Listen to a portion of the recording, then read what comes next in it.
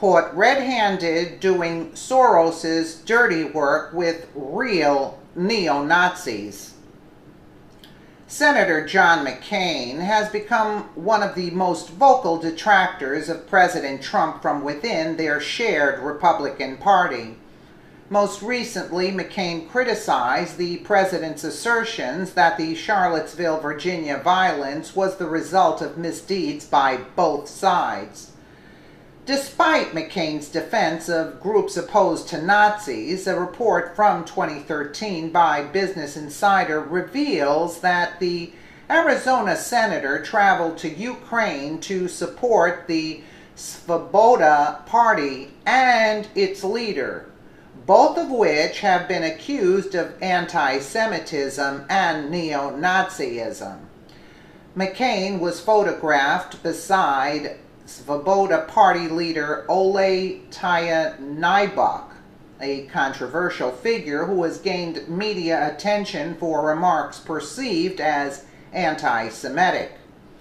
Tyahnybok has repeatedly spoken out against the influence of Jews in the Ukrainian politics.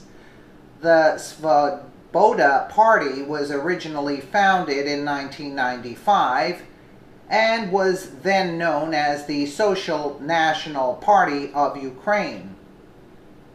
Their logo was an icon resembling the swastika.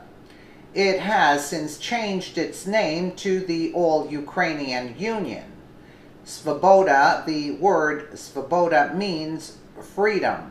Svoboda is a nationalist party that many associate with the far-right movement. In its platforms and public perception, it is similar to the alt-right groups McCain accused of hate and bigotry on Twitter.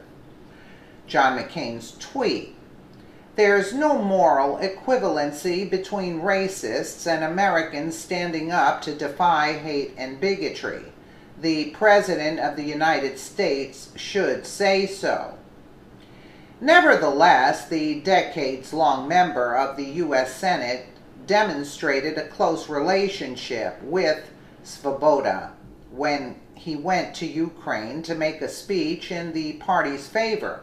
McCain told a crowd, "Ukraine will make Europe better, and Europe will make Ukraine better." The Svobodan leader has called on Ukraine to fight against a Muscovite Jewish mafia, quote, and to stop criminal activities of organized Jewry. Tyahnybok also supports the printing of Ukrainians' ethnicity of their passports. The anti-Jewish sentiment promoted by Svoboda has led thousands of Ukrainian Jews to leave the country and relocate to Israel, as reported by Vice Media. Despite the hidden undercurrent of anti-Semitism, Svoboda has gained considerable influence in the Ukrainian government, with numerous seats in parliament and victories in local offices. Svoboda is not the only association over which McCain has been criticized. As the Daily Caller observed, the McCain Institute has taken large donations from contributors whose values are seemingly at odds with McCain's, most notably George Soros. The Hungarian billionaire, who is well known for his support of left-wing causes, gave the McCain Institute $100,000.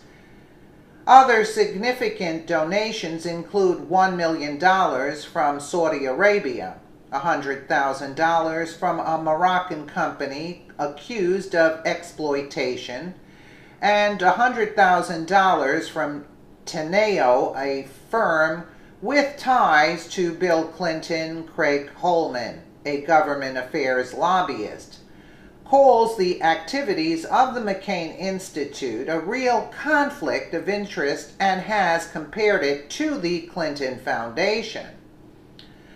McCain's Twitter comments against Trump come after the president took issue with McCain's record on health care during an infrastructure press conference Tuesday, as covered by CNBC.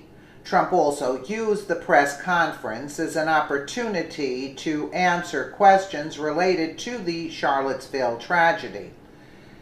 The Arizona senator criticized Trump for drawing a moral equivalency between the two clashing sides in Charlottesville, ignoring the violence of the left-wing Antifa covered by the Daily Wire.